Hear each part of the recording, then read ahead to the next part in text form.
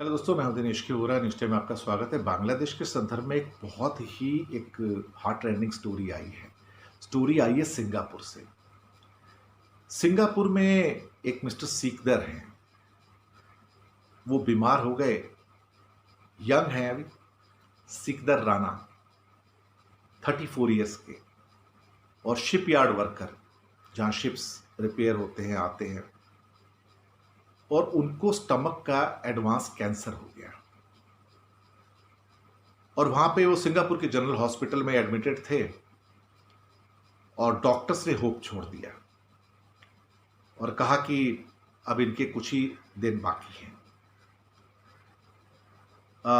सिकदर राणा का बहुत इच्छा थी कि वो एक बार वापस ईद के मौके पे अपने घर बांग्लादेश जा सके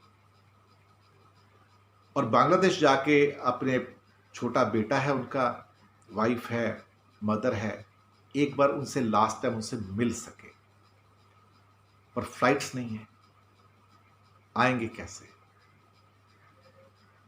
ये हालात देख के कई बार चीज़ें ऐसी हो जाती हैं कि जो ह्यूमैनिटी है उसके ऊपर इंसान का यकीन बढ़ जाता है।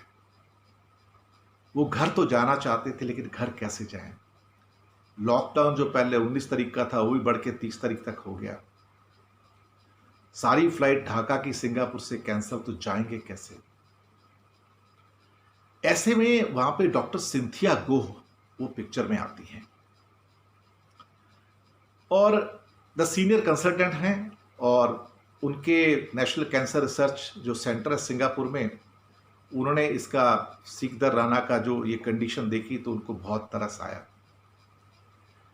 तो उनको पता लगा कि अब ऐसी बुरी हालत है, तो क्या इसको हम बांग्लादेश भेज सकते हैं? इसकी लास्ट जिंदगी की विश को पूरा कर सकते हैं? तो पता लगा कि उसके लिए करीब करीब $55,000 की एक चार्टर फ्लाइट लगेगी।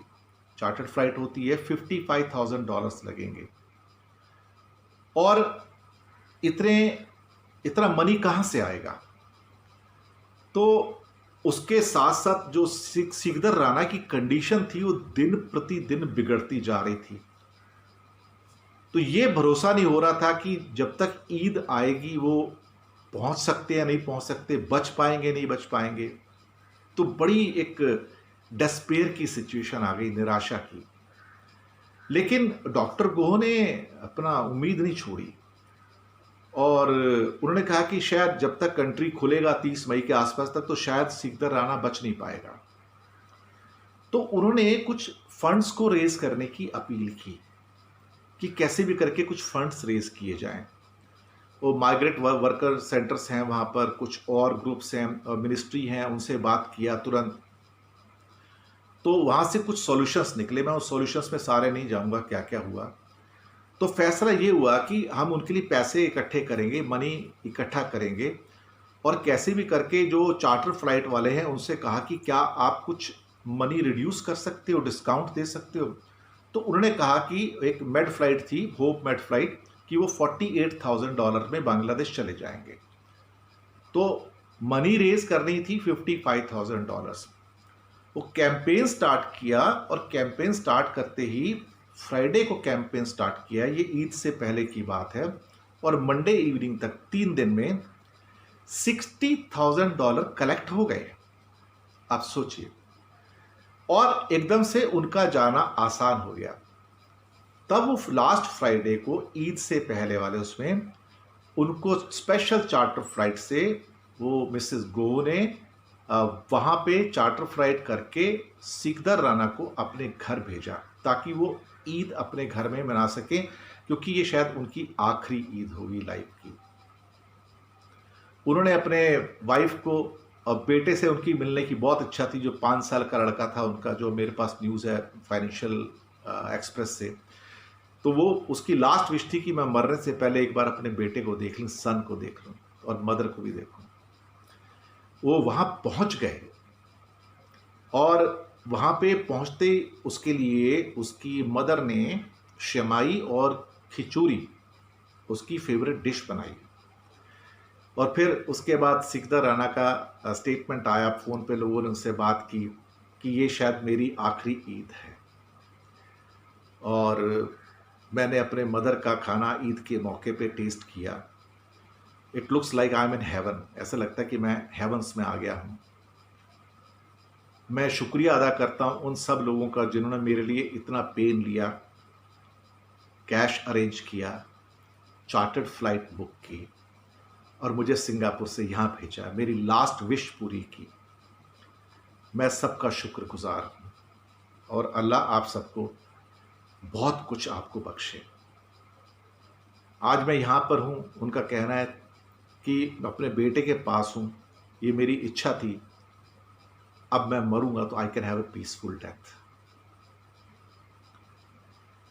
ये स्टोरी सुन के आप फील करते हैं कि there are tears in the eyes.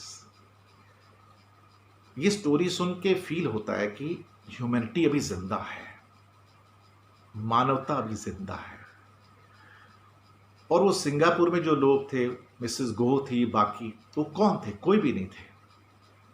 कोई रिश्तेदार थे, रिलेटिव्स थे? नहीं, कोई भी नहीं थे।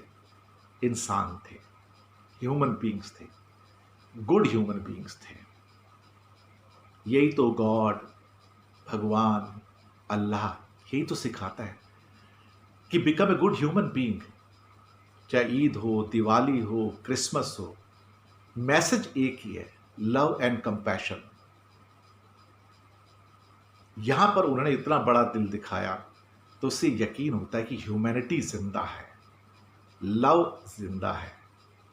और इस चैनल पर, न्यूज़ टाइम पर, हम हमेशा लव की बात करते हैं, कंपैशन की बात करते हैं, मोहब्बत की बात करते हैं, आपस में मिल के रहने की बात करते हैं, एक दूसरे के प्रति रेस्पेक्ट की बात करते हैं। इसलिए हमारा चैनल अलग है, इसलिए आपका बहुत प्यार मिलता है हमको। तो ये स्टोरी जो सिकंदर राणा की है उसको आप भूलना मत, क्योंकि ये ह्यूमैनिटी की स्टोरी है। और आप उन लोगों को भी मत भूलना सिंगापुर से, मिसेस गो और बाकी लोग जिन्होंने इतनी मदद करके उनको लाइफ में आखिरी विश पूरी की सिकंदर राणा की।